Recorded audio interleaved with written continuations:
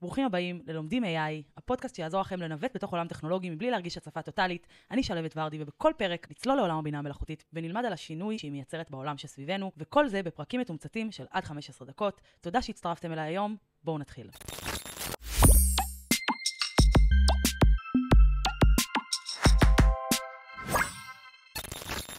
והיום, בפרק הראשון שלנו, אני רוצה לדבר על הדבר הבסיסי והכי קריטי שחשוב מאוד לדעת, הרבה לפני שאנחנו נכנסים לכל דיון או שיחה בנושא AI.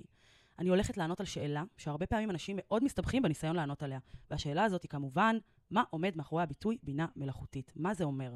ועוד בונוס קטן, אנחנו נלמד גם מה קרה ב-2022 ששינה לחלוטין את כללי המשחק. טוב, אז באמת בשנה האחרונה אנחנו לא מפסיקים לשמוע בכל מקום את הביטוי בינה מלאכותית, אבל אנחנו באמת מבינים מה זה אומר? האם בינה מלאכותית היא אתר באינטרנט שמאפשר לנו ליצור תמונות מרהיבות, או שבינה מלאכותית זה להתכתב עם ChatGPT או BARD? כדי להסביר מהי בינה מלאכותית, אנחנו חייבים קודם כל להבין מהי לא. בינה מלאכותית, או באנגלית Artificial Intelligence, או בקיצור AI, היא לא ישות מחשב שתשתלט על האנושות ותשמיד אותה, כפי שרבים נוטים לדמיין. בתרבות הפופולרית ובמדע הבדיוני, בינה מלאכותית מוצגת לעתים קרובות ככוח מרושע, שמסוגל להתעלות על האינטליגנציה האנושית ובסופו של דבר להשתלט על העולם. וההשקפה הדיסטופית הזו מציגה את הבינה המלאכותית כאיום על האנושות, מה שמוביל לאי הבנות ופחד לגבי מה שהתחום הזה מייצג באמת. המציאות כיום רחוקה שנות אור מהתיאור העגום הזה. בינה מלאכותית לא עוסקת ביצירת רובוטים שימרדו ביוצריהם, או במערכת מחשוב שתפנה נגד האנושות. לא מדובר במכונות בעלות כוונות זדוניות או באבדון הבלתי נמנע של הציביליזציה האנושית. התיאורים האלה אומנם מרתקים וגורמים למיליוני אנשים למלא את עולמות הקולנוע, אבל הם ממש לא משקפים את הטבע, המטרה או היכולות האמיתיות של ה-AI. חשוב לזכור ש-AI הוא רק כלי, ולכל כלי יש יכולת להיות טוב או רע, תלוי בכוונות של המשתמשים בו, בכוונות שלנו. אז כשאנחנו שומעים את המושג בינה מלאכותית, מה זה אומר? בואו נתחיל מההגדרה הפשוטה במשפט אחד. בינה מלאכותית היא ענף של מדעי המחשב שהמטרה שלו היא ליצור מערכות שמסוגלות לבצע משימות שבדרך כלל דרושה להן אינטליגנציה אנושית. מדובר בעיצוב של אלגוריתמים ומודלים שיכולים ללמוד, לנמק ולפתור בעיות כמו שבן אדם היה עושה, אבל מהר יותר ובלי שהן מתעייפות. עוד דבר שחשוב להבין בהקשר של בינה מלאכותית הוא שבינה מלאכותית היא לא דבר חדש. למרות ההייפ הרציני שהתחיל סביבה בשנת 2022, לבינה מלאכותית יש עבר עשיר ביותר שמקורו עוד בתחילת המאה הקודמת. ומעבר לזה שבינה מלאכותית כטכנולוגיה ממשית ישימה מתקיימת בעולם שלנו ומשמשת אותנו כבר שנים, גם השיח סביב הרעיון של מכונות חושבות, אינטליגנטיות, קיים כבר הרבה מאוד שנים. אחד האנשים הראשונים שדיבר על הרעיון הזה של מכונה חושבת היה וולטר בנימין, מסאי ופילוסוף מרקסיסט, יהודי גרמני, שהזכיר את הרעיון של מכונה חושבת במסות שלו עוד בתחילת המאה שעברה.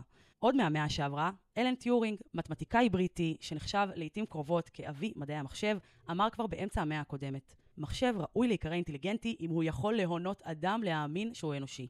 בשנת 1950, טיורינג הציע בדיקה, שהיום אנחנו קוראים לה מבחן טיורינג, כדי להבין האם מכונה יכולה להחזיק בתכונות אינטליגנטיות בדומה לבני אדם. והמבחן הזה הולך ככה. אדם מספר 1 יושב ומפנה את אותן השאלות לשני גורמים, לאדם מספר 2 ולמכונה, מבלי לדעת מי עונה לו. אם המכונה מצליחה לרמות את השואל בתשובותיה, לחשוב שהיא אדם ולא מכונה, זה אומר שיש לה יכולות אינטליגנטיות. טיורינג הציע את המבחן הזה כדרך למדוד האם מכונה מסוגלת להתנהגות אינטליגנטית שוות ערך לזו של בן אדם. את המבחן הזה הוא עשה באמצעות משחק החיקוי המפורסם, שעליו גם מתבסס הסרט זוכי הפרסים, בעל אותו השם. בקרוב אני אעלה פרק מיוחד שמוקדש כולו לסיפור המרתק הזה. ועוד בהיסטוריה של הבינה המלאכותית, בשנת 1955, אדם בשם ג'ון מקארתי, שהיה מדען מחשב וחוקר יהודי אמריקאי, טבע את המונח אינטליגנציה מלאכותית. שימו לב שהתרגום המדויק ל-Artificial Intelligence הוא אינטליגנציה מלאכותית ולא בינה מלאכותית, למרות שהיום השימוש הרחב יותר הוא במושג בינה ולא אינטליגנציה. מתקדמים הלאה בהיסטוריה לשנת 1968, בסרט אודיסאה בחלל מוצגת דמות בינה מלאכותית עם איכויות דמויות אדם, והדבר הזה מביא את הבינה המלאכותית לתרבות הפופ ולתודעת הציבור הרחב. בשנת 1997, מחשב למשחק שחמט שפותח על ידי חברת IBM מנצח את אלוף העולם בשחמט, גרי קספרוב, והניצחון הזה נחשב לאבן דרך בהיסטוריה של הבינה המלאכותית. אנחנו מתקדמים כמה שנים קדימה ל-2009, השנה שבה פייסבוק מציגה לראשונה את כפתור הלייק, מה שסימן את תחילת השימוש של המדיה החברתית בנתונים להתאמה אישית של חוויית משתמש. כפתור הלייק נחשב לצורה הראשונית של מה שאנחנו מכנים היום האלגוריתם של הרשתות החברתיות. אותו אלגוריתם שיודע להתאים לכל אחד מאיתנו תוכן ופרסומות לפי תחומי העניין שלנו. ואם כבר דיברנו על אלגוריתם, אז באמת האלגוריתמים של הרשתות החברתיות נחשבים לאחד התחומים בהם נעשה שימוש מסיבי בבינה מלאכותית. שמתם לב פעם איך נכנסתם לטיקטוק ובזבזתם 3 שעות בגלילה בלי לשים לב שהזמן טס. הדבר הזה הוא לא מקרה.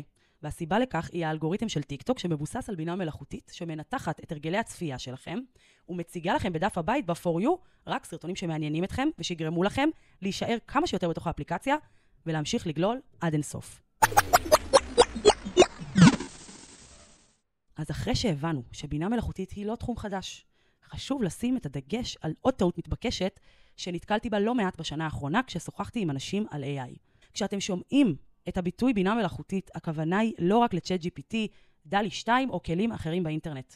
בינה מלאכותית היא מונח רחב שמקיף מגוון טכנולוגיות שנועדו לחקות אינטליגנציה אנושית, כולל למידה, חשיבה, פתרון בעיות וכן, גם יצירה. אבל צריך לשים לב להבדלים בין בינה מלאכותית כתחום לבין בינה מלאכותית ג'נרטיבית, שהיא ענף מיוחד יותר של AI שיש לו גם את היכולת ליצור תוכן חדש, בין אם זה טקסט, תמונות, וידאו או אפילו מוזיקה. ואם תשאלו איך כלים של Generative AI, כמו ChatGPT או דלי 2 עושים את זה, התשובה היא על סמך דפוסים ומידע שהם למדו במהלך ההכשרה שלהם. בינה מלאכותית זקוקה לדאטה, לנתונים, על מנת לייצר משהו חדש. היא לא יוצרת מתוך ריק, אלא על סמך נתונים שהיא למדה בעבר. הייחודיות של בינה מלאכותית על פני תחום המחשבים באופן כללי, זו היכולת שלה ללמוד. קוראים לזה למידת מכונה, או באנגלית Machine Learning, או בקיצור ML. וזה בעצם המדע מאחורי הזנת המכונה בנתונים והיכולת שלה ללמוד מהם ולהתפתח. למידת מכונה היא שדה חשוב מאוד בתוך עולם הבינה המלאכותית. היא פועלת כמעט כמו קסם ושונה מאוד מכל מה שהכרנו עד היום. ואני אעשה גם עליה ועל שדות מרתקים נוספים פרק מיוחד בהמשך. מה שחשוב לי שתבינו הוא שחיוני לזכור שבעוד שבינה מלאכותית ג'נרטיבית היא אכן תוצר של AI, תחום ה-AI הכללי הוא עצום ומתרחב הרבה מעבר ליכולות הג'נרטיביות הללו בלבד, והוא כולל מגוון רחב של כלים ויישומים שמטרתם לייעל ולשפר את ההיבטים השונים בחיי היום-יום שלנו. ואם כבר הזכרנו את ChatGPT, עוד רגע אנחנו כבר שנה שלמה בעולם שבו בינה מלאכותית מכתיבה את הטון. זוכרים את הקורונה? המגפה העולמית שיחדה אותנו וגרמה לנו להבין עד כמה קטן הכפר הגלובלי שלנו? אז עוד לא עברו 3 שנים מאז, ושוב אנחנו עדים לתופעה שגורמת להיסטריה מטורפת ולשינוי עמוק וחוצה יבשות.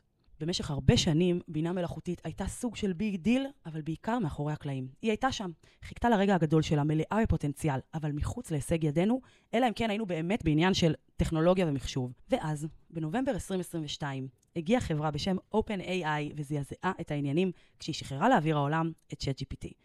צ'טבוט מבוסס בינה מלאכותית שיודע לייצר טקסט ולחקות שיח אנושי. בחברת OpenAI לא יצרו משהו חדש לגמרי ב-2022.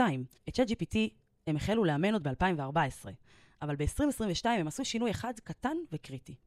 הם הוסיפו מעל הטכנולוגיה שכבה חדשה של חוויית משתמש. הם הפכו מודל שפה גדול, שזו הטכנולוגיה עליה מבוססת ChatGPT, לממשק פשוט של צ'אט שאיתו ניתן להתכתב. כל מה שהם עשו זה לקחת את הטכנולוגיה שהם עבדו עליה המון שנים, ולהפוך אותה להרבה יותר קלה ומענה לשימוש. הם הפכו בינה מלאכותית למשהו שכולם יכולים להשתמש בו. היום, לדבר עם בינה מלאכותית מרגיש יותר כאילו אנחנו משוחחים עם חבר, במקום התחושה שאנחנו משתמשים בכלי הייטק סופר טכנולוגי.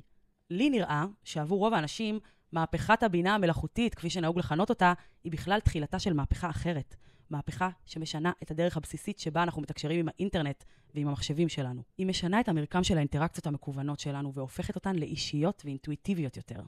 היום, חוץ מלגלוש באינטרנט, אני גם יכולה לדבר עם המחשב שלי. ואני לא אומרת את זה סתם.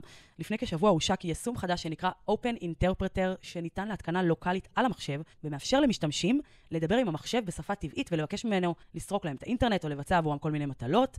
היישום הזה נמצא עדיין בגרסת בטא ועוד לא זמין לציבור. אתם מוזמנים לעקוב אחריי ברשתות החברתיות לעדכונים בנושא. אז איפה אנחנו פוגשים בינה מלאכותית בחיי היום-יום שלנו, חוץ מכלי AI ג'נרטיביים? מסתבר שבכל מקום. על אלגוריתמים של רשתות חברתיות כבר דיברנו, אבל אנחנו פוגשים בינה מלאכותית גם כשאנחנו עורכים קניות אונליין, והאפליקציה שולחת לנו התראה על מוצרים אחרים שאולי נאהב בהתאם לרכישות שלנו. או כשאנחנו פותחים את הטלפון באמצעות זיהוי פנים, או מדברים עם סירי, או עם אלקסה, או עוזרות הקוליות. כל אלה הם רק דוגמאות מעטות לאלגוריתמים של בינה מלאכותית שמקיפים אותנו ואת חיי היום-יום שלנו, והופכים את ההתנהלות שלנו במרחב הדיגיטלי לנוחה ופרסונלית יותר.